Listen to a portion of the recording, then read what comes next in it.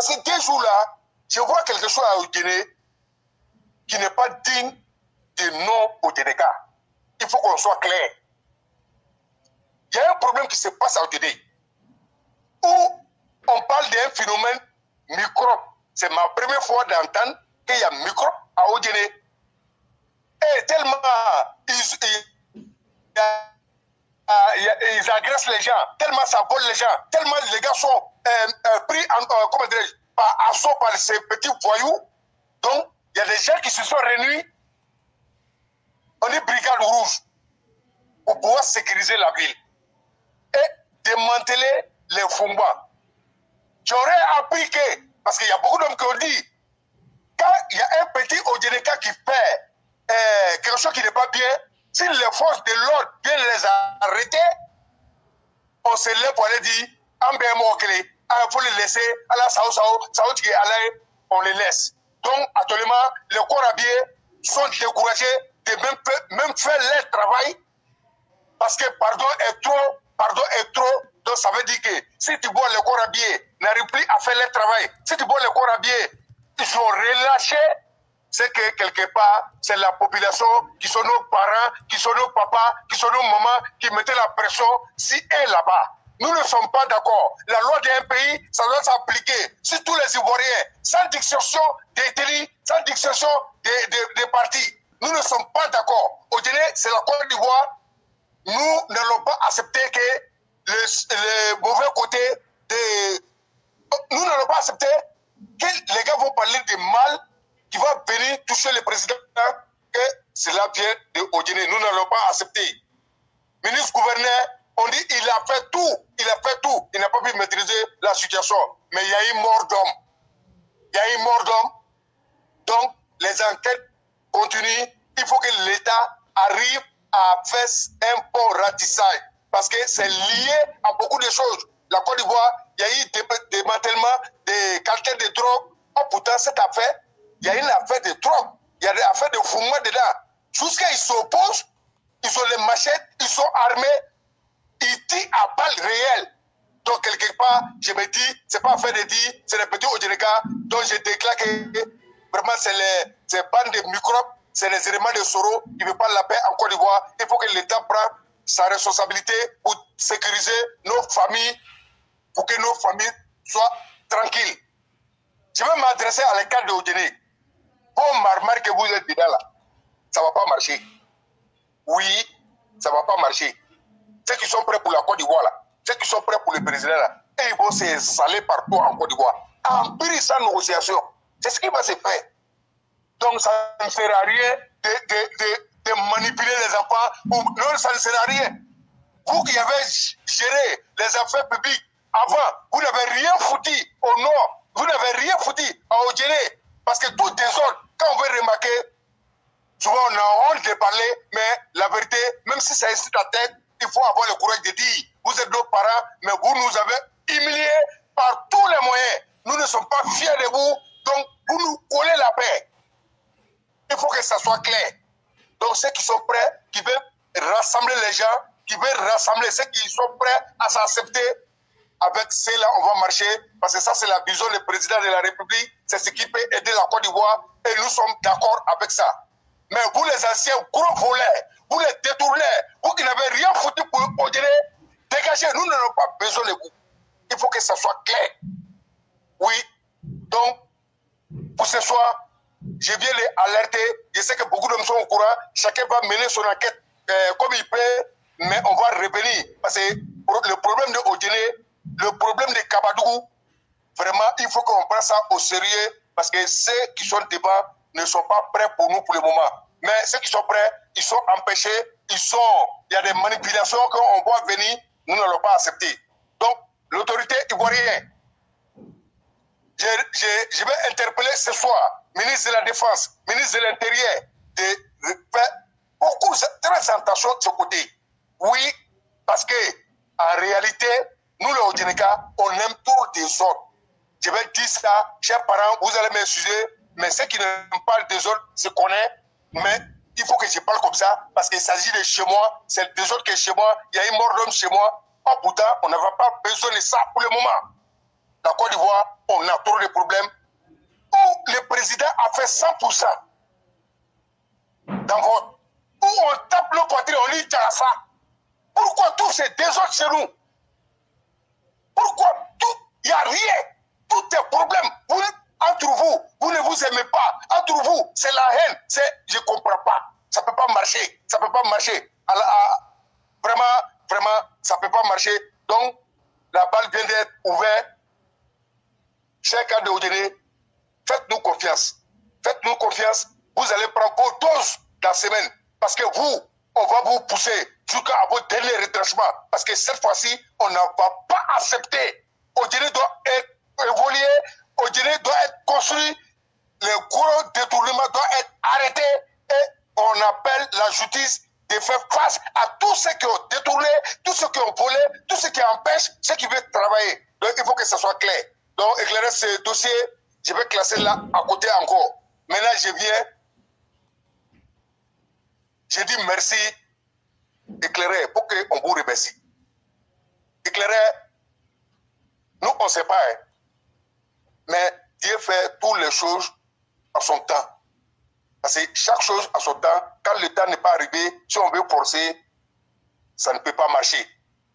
Éclairer, vous nous avez sauvés.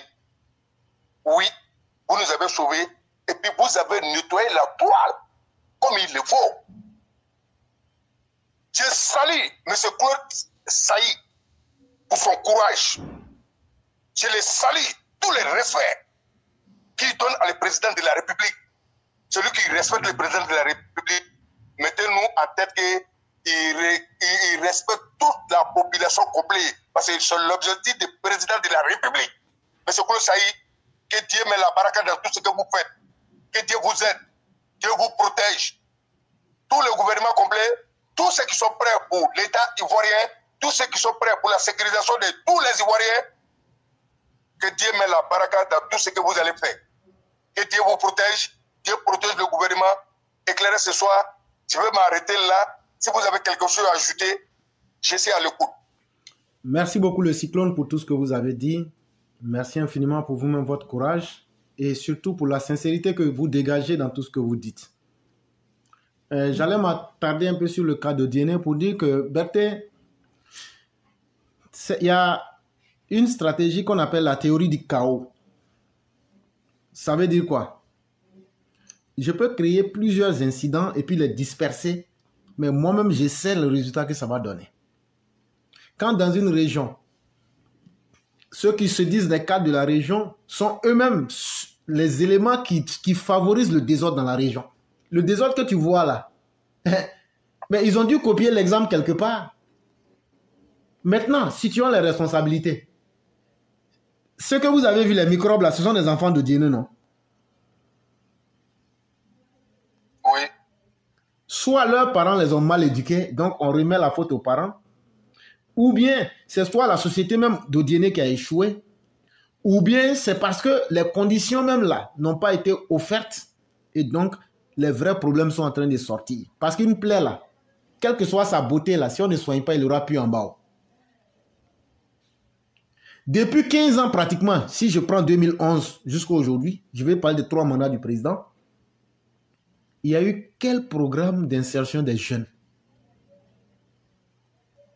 Peut-être que moi je peux ne pas savoir, peut-être qu'il y en a un, mais il y a quel bon programme pour insérer les jeunes au nord là-bas, à Odéné? Rien. Et les cadres ne se sentent pas concernés. Et ils ne sentent pas qu'eux-mêmes, c'est une menace qu'ils sont en train de créer contre eux-mêmes. Quand tu crées un environnement où toi seul, là, c'est toi seul qui as ta bouche dans le bonheur pour tirer, là, et puis tu ne penses pas aux autres, là. Un moment arrive, chacun se dit, bon, je vais chercher mon bonheur d'une manière ou d'une autre. Ce que je suis en train de dire, les gens, non, ça n'a aucun lien. Oui, ça n'a aucun lien parce que vous voulez voir les conséquences et les causes en même temps. Mais quand tu essaies de prendre ça sur le long terme, quand on essaie de maintenir une population, qui va pour blaguer les parents pour leur donner un sac de riz, 2 sacs de riz pour les blaguer? C'est ceux qui se font appeler 4 politiciens. Mais en faisant ça, vous avez fait régresser vos populations. Vous avez fait régresser les mentalités. Et voilà l'une des conséquences en face de vous aujourd'hui. Aujourd'hui, là, est-ce que ces cadres-là peuvent réellement s'arrêter devant les gens là pour leur dire non, ne faites pas ça, ce n'est pas bien. Quand vous-même, vous n'avez jamais posé un acte positif devant les gens. Voilà, en partie, dans un certain sens, la réalité aussi qui est en face de chacun. Quand tu veux trop le bonheur pour toi seul, ou même pour une petite partie, il faut savoir que la majorité, là, à un certain moment, là, c'est un volcan. Et ça, j'avais dit ça ici pendant longtemps. J'ai dit, un moment va arriver, les jeunes vont se lever contre vous. Aujourd'hui, c'est entre eux. Demain, là, ils vont commencer à attaquer. Parce que partout où on parle de microbes, on parle d'affaires de drogue. Où on parle d'affaires de drogue, c'est l'insécurité, le banditisme. Ils vont commencer à attaquer vos résidences. Vous qui dites que vous êtes trop riches, là, et que pour vous, Dieu vous a créé, c'est vous ceux qui connaissez votre bonheur, là. Ils vont commencer à vous attaquer avec vos résidences là-bas. C'est là que vous allez vous asseoir pour dire, ah, donc, il y a un minimum de bienfaits qu'on doit faire à l'égard de sa communauté. Malheureusement, tant que les gens, les malheurs ne vont pas les conseiller, là, ils ne vont pas changer. Et moi, je dis, Dieu merci. Si ces microbes-là pouvaient aller chez Gaussou Touré, vandaliser sa maison, aller chez Nassereba Touré, vandaliser là-bas, et puis même tuer des parents, comme je le dis, vous m'excusez, de certaines personnes, ils allaient s'asseoir pour dire, donc, en fait, c'est les conséquences même de ce qu'on a sémé là.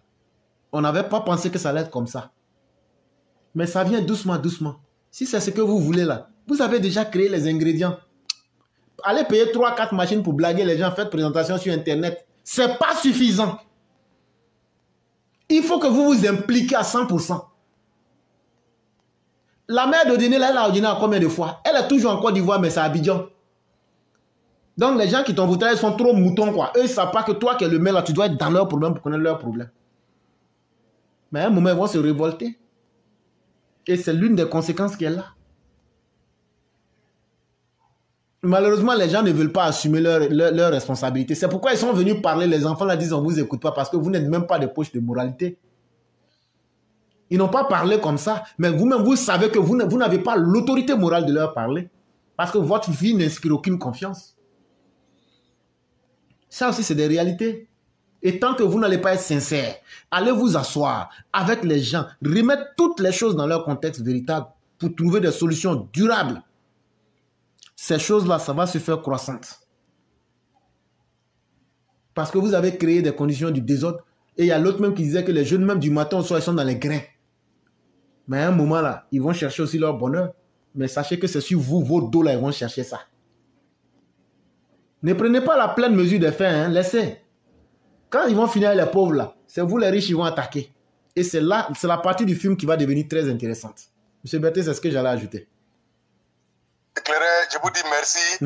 Merci à tous les auditeurs. Vraiment, je suis à l'écoute. Vraiment, merci beaucoup. Et vous passez une très excellente soirée. Je vais finir le dernier point, qui est le point d'Odjené. Nous, on a plusieurs fois parlé ici. Cette affaire de micro où il y a 8 morts là, c'est une affaire qui est tellement compliquée. Chacun va de son commentaire. Mais la seule chose que moi je retiens dans ça, c'est que les cas même d'Odjené ne sont pas des cas sérieux. Ce sont ceux-là même qui sont à la base de tout ce qu'on voit à Odjené. Quand on voit tous ces jeunes-là qui s'adonnent à la drogue, mais prenez comment on appelle, les régions de la Côte d'Ivoire, il n'y a pas, en tout cas, une région où la drogue est plus consommée qu'Odjené. Moi, je vous le dis honnêtement. Je vous le dis honnêtement. Et quand on voit toute cette jeunesse-là, qui n'est pas encadrée, et comme on appelle, qui est manipulée par les cadres, mais est-ce que vous pensez que Odjené peut se développer? Et moi, je dis aux gens d'arrêter d'appeler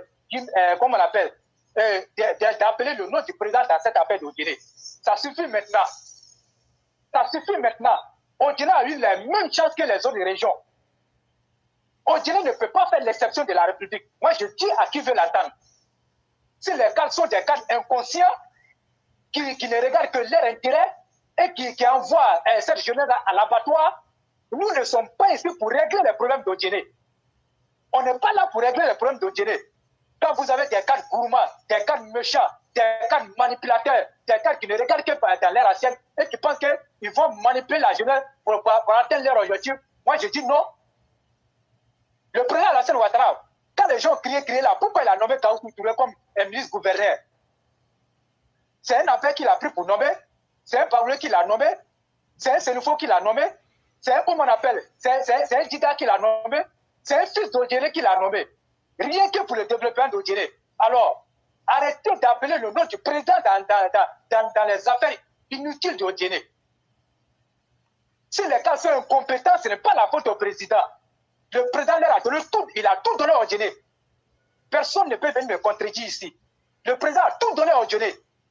Alors, pourquoi à chaque fois vous appelez le nom d'Odjéré et le nom du président dans les affaires d'Odjéré? Toutes les régions doivent faire comme Odjéré. Vous pensez que le président va avoir longue vie? Et tous ces comment on appelle, ces mauvais comportements-là ne peuvent pas donner longue vie au président. Il est fatigué. Les affaires de la République sont là. Voilà ce qui se passe au Mali. Vous allez venir créer encore une situation et vous allez appeler le nom du président d'État. Arrêtez ça, ça suffit maintenant. Des cadres inconscients sont aussi là. Moi, je dis, comme on le dit le plus souvent, chaque peuple mérite son dirigeant. La population d'Odjéré mérite leurs dirigeants. Vous méritez les Gaoussou Touré à votre tête. Vous méritez les Nasénéba à votre tête. Vous méritez tout ce qu'il y a comme cadre à votre tête. Et vous allez payer tous les pots cassés. Mais le président ne va plus parler dans votre affaire d'Odjéré. Éclairez, bonne soirée à chacun. Vraiment, merci beaucoup, cher frère. Merci pour toutes ces interventions. Et merci beaucoup. Et sur ce, je vous souhaite une excellente soirée. Merci beaucoup. Merci.